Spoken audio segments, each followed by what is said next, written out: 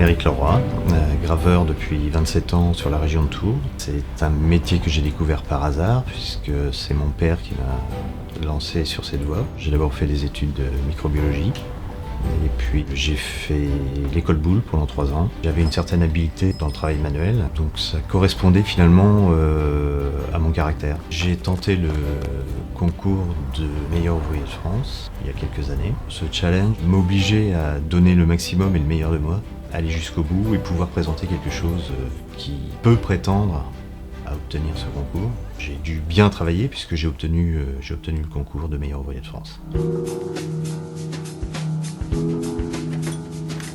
La gravure, c'est une personnalisation des bijoux, de l'orfèvrerie. C'est aussi la possibilité de graver les armes de famille. Ma principale activité dans la gravure, c'est l'héraldique, la science des blasons.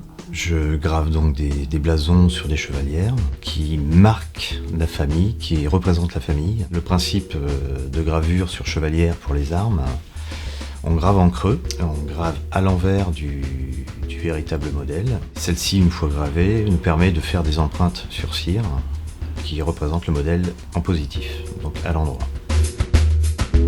Métier de graveur, c'est un métier où il faut avoir beaucoup de patience, être calme, avoir de la précision dans les mains, avoir un côté artistique, savoir dessiner bien sûr, puisque c'est quand même la base du métier.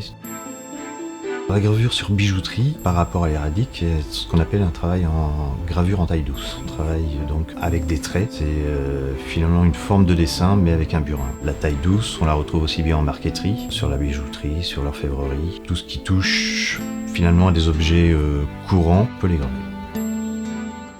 La technologie pourrait paraître dangereuse pour notre métier, mais finalement le fait de faire rentrer la technologie dans ce métier va peut-être permettre d'ouvrir un peu ce métier à d'autres générations qui sont quand même plus intéressées par la technologie que l'artisanat ou le travail manuel, qui semble désuet finalement. La technologie sera plus un allié finalement qu'un adversaire.